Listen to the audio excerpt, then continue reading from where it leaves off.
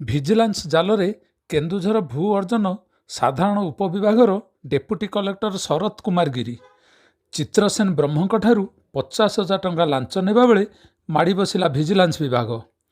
20 number ଜାତୀୟ ରାଜପଥର ବନାଯୋଡ଼ି ଦେଇ ଯାଇଥିବା ଛଅ ଥାକିଆ ରାସ୍ତା ପାଇଁ ଚିତ୍ରସେନ ବ୍ରହ୍ମଙ୍କର 1.5 ଏକର ଜମି ପାଇଁ ସେ 6,96,000 ଟଙ୍କା କ୍ଷତିପୂରଣ ପାଇବାର ଥିଲା।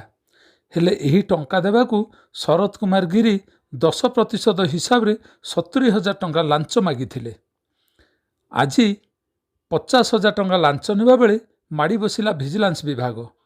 ଭିଜିଲାନ୍ସ ବିଭାଗ ପକ୍ଷରୁ ଜିଲ୍ଲାପାଳଙ୍କ କାର୍ଯ୍ୟାଳୟ ପରିସରରେ ଥିବା ତାଙ୍କ ଅଫିସ, କେନ୍ଦୁଝରରେ ରହୁଥିବା ଭଡ଼ା ଘର ଓ ଖୋର୍ଦ୍ଧାସ୍ଥିତ ତାଙ୍କ ନିଜ ଘରେ ଚଢ଼ାଉ ଜାରି ରହିଛି। 6,96,696 ଟଙ୍କା ପାଇଥାନ୍ତୁ। ସେଥିରେ ସେ ଲକ୍ଷେ ଟଙ୍କା ମାଗିଲା। ତାପରେ କହିଲା ମୁଁ ବାପା ରାଜି ନାହିଁ, 2 ଭାଇ ରାଜି ନାହିଁ, ଜଣେ ଭାଇ ରାଜି। ଠିକ୍ ଅଛି, ଜଣେ ଭାଇ ଯଦି ରାଜି ଅଛି ତାହେଲେ 70,000 ଦେଇଦିଅ। ମୁଁ 70,000 ପଇସା ଦେବେ ବି ନାହିଁ ଆଜ୍ଞା, ତାହେଲେ 50,000 ରାଉଣ୍ଡ ଫିଗର କରିଦିଅ, କାଲି ଧରିକି ପଇସା ଆସ। ମୁଁ ବୁଧବାର କାଲି, ଆଉ କାଲି ଭଲ ଥିବେ ନା ଆପଣ ବୋଇଲା ବେଳେ ହଁ ମୁଁ ଥିବି। ତାପରେ ଆଣିକି ଦେଲୁ ପଇସା। ଆଉ ତାପରେ ରେଡ୍ ହେଲା, ଭିଜିଲାନ୍ସ ରେଡ୍ ହେଲା। ଭିଜିଲାନ୍ସ DSP ଆମର ପୂଜାରୀ ବାବୁ ଆସିଲେ, ରେଡ୍ ହ୍ୟାଣ୍ଡେଡରେ ଧରିଲେ ଆଉ